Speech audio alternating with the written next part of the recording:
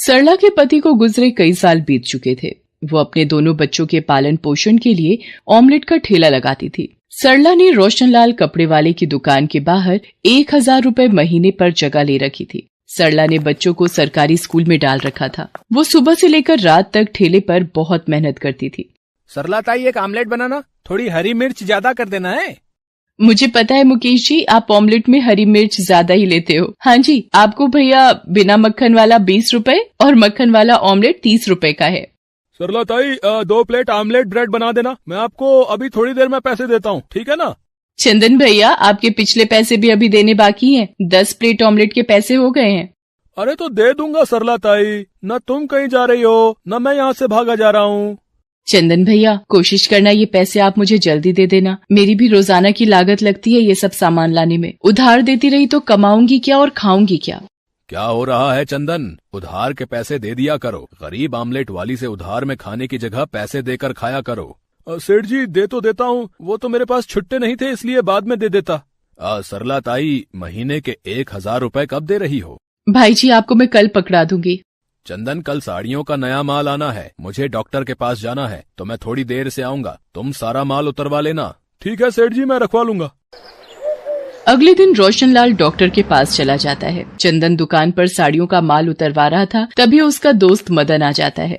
और चंदन, कैसे है मेरे दोस्त? हैं? ये ले, अगले महीने मेरी शादी है, ये मेरी शादी का कार्ड पकड़ है।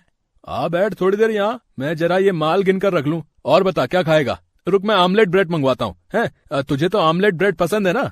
अब तू इतना कह रहा है तो मंगवा ले। सरला ताई, 2 ब्रेड आमलेट देना, मक्खन मार के, एकदम बढ़िया है। पैसे तो इसकी जेब से निकलते नहीं हैं। रोजाना उधार ले लेकर मेरे ब्रेड ऑमलेट खाता है। बस 1-2 दिन और देखूंगी, नहीं तो इससे अपना हिसाब करती हूँ। ये तुम्हारा ऑमलेट ब्रेड। सरला ताई, करता हूँ मैं हिसाब, 1-2 दिन में। चंदन और मदन ब्रेड ऑमलेट खाने लगते हैं। कुछ देर बाद मदन वहाँ से चला जाता है, तभी रोशनलाल आ जाता है। चंदन, साड़ियों का माल गिन लिया? 250 पीस आए होंगे। मैं एक बार दोबारा गिनकर ही लगा रहा था सेठ जी। अरे इसमें तो 5 पीस कम है सेठ जी। अभी कुछ देर पहले मैंने 250 पीस गिनकर उतारे थे। तो जमीन निकल गई या आसमान खा गया है? 5 साड़ी कम है चंदन। माल किसने चुराया? आसानी से बता दो। सेठ जी, मैं तो कितना पुराना नौकर हूँ, आज तक आपकी दुकान से कभी भी मेरे रहते चोरी नहीं हुई। 1 सेकंड सेठ जी, मैं समझ गया चोरी किसने की है। जब मैं अपने दोस्त मदन को उसकी शादी के लिए कुछ साड़ियाँ दिखा रहा था, सरला ताई आमलेट ब्रेड देने आई थी। मुझे लगता है नजरें बचाकर सरला ताई ने ही साड़ियाँ चुरा ली। सरला ताई, जरा ठेला छोड़कर इधर आना। क्या हुआ भैया जी, आपने बुलाया? ठेले पर ग्राहक खड़े हैं। चोर कहीं की, मेरी दुकान से साड़ियाँ चुरा कर अपना ठेला चलाएगी। मैं अभी पुलिस को बुलाता हूँ, तभी उगलेगी तू कि तूने चोरी की है। नहीं भैया जी, मैंने कोई चोरी नहीं की। मैं भला आपकी दुकान से साड़ियाँ कैसे चोरी कर सकती हूँ? मुझे कुछ भी नहीं पता इस बारे में भैया जी। सरला ताई, दुकान पर तू ही तो आमलेट और ब्रेड लेकर आई थी ना उसी वक्त। मैं माल को गिनकर रख रहा था, 5 साड़ियाँ कम हुई हैं और यकीनन वो साड़ियाँ तुमने ही चुराई हैं। और कोई तो दुकान पर आया ही नहीं। चंदन, पुलिस को फोन मिलाओ, इसे चोरी करने की सजा मिलनी ही चाहिए। भैया जी, ऐसा मत करो। घर पर मेरे छोटे छोटे बच्चे मेरी राह देख रहे होंगे। मुझे जेल में मत भेजो। मैंने कोई चोरी नहीं की है, मेरे ऊपर रहम करो। ठीक है, मैं तुझे पुलिस के हवाले नहीं करूंगा, पर मुझे आज के बाद तेरा ठेला अपनी दुकान के बाहर नजर ना आए, नहीं तो पुलिस को बुलाने में मुझे देर नहीं लगेगी। चाप 2000 रुपए मुझे पकड़ा और निकल यहाँ से, और बाकी की साड़ियों के 8000 रुपए मुझे तू लौटा देगी अगले हफ्ते ही। सरला फूट फूट कर रोती हुई 2000 रुपए रोशनलाल को देकर अपना ठेला उसकी दुकान के आगे से हटा लेती है। पर एकदम से ग्राहकों से बंधी हुई जगह छूट जाने से सरला के काम का बहुत नुकसान होता है। सड़क पर बने एक खंबे के सहारे वो अपना ठेला लगा तो लेती है, पर पहले उसका ठेला बाजार के बीच में था, इसलिए ग्राहक बहुत आ जाते थे। अब कॉलोनी की जगह होने की वजह से ग्राहक भी नहीं आते थे और ऊपर से जगह के भी 2000 रुपए और देने पड़ते थे। सरला बहुत परेशान रहने लगी थी। उसकी कमाई बिल्कुल ना के बराबर हो गई थी। ऊपर से उसका मन खराब था कि उस पर चोरी का झूठा इल्जाम लगा हुआ था। वो ज्यादा कुछ बोल भी नहीं सकती थी, उसे बच्चों की चिंता थी। एक दिन, माँ, मेरा स्कूल का स्वेटर छोटा हो गया है, मेरे लिए नया स्वेटर ला दो माँ। माँ, मेरे भी जूते फट गए हैं, मेरे पैरों में देखो कट पड़ गया है। क्या करूँ, कहाँ से इंतजाम करूँ, कुछ समझ नहीं आ रहा। रोशनलाल जी को भी 8000 रुपए देने पड़ेंगे। नई जगह पर ग्राहक भी नहीं आ रहे हैं। सरला बहुत परेशान थी। अगले दिन उसे वापसी के लिए थोड़ी देर हो गई। पता ही नहीं चला रात बहुत हो गई है। जल्दी से ठेले का सामान बांध लेती हूँ। बच्चे भी राह देख रहे होंगे। बहुत अंधेरा है यहाँ पर, तो लगता है खंबे की लाइट गई हुई है। ये रोशनलाल जी की दुकान अभी तक खुली हुई है, पर दुकान में अंधेरा क्यों है? अरे ये तो चंदन और उसका दोस्त मदन है। रोशनलाल जी कहीं दिखाई नहीं दे रहे, कुछ तो गड़बड़ है। ये दुकान की साड़ियाँ गाड़ी में क्यों रख रहा है, और वो भी इतनी रात में? रोशनलाल जी को फोन करके पता करती हूँ। सरला रोशनलाल को अपने मोबाइल से फोन मिलाती है और सारी बात बताती है, जिसे सुनकर रोशनलाल हैरान हो जाता है और वो सरला के कहने पर दुकान पहुंचता है। अरे सेठ जी, आप इस वक्त वो मैं दुकान में माल को चेक करने।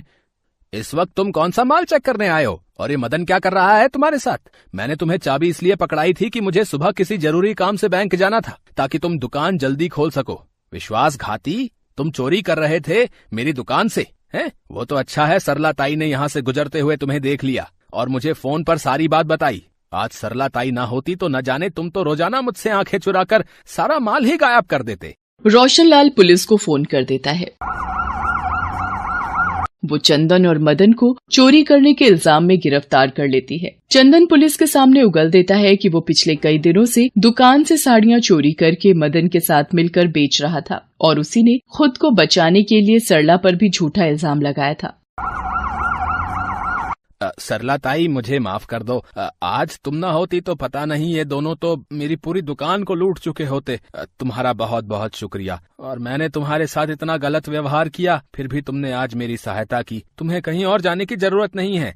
तुम मेरी दुकान के बाहर ही अपना आमलेट का ठेला लगाओगी और मैं उसके कोई पैसे तुमसे नहीं लूंगा, बल्कि मुझे तो तुम्हारे जैसे विश्वासी लोगों की ही जरूरत है, जो मेरी दुकान का ऐसे चोरों से ख्याल भी रखेंगे।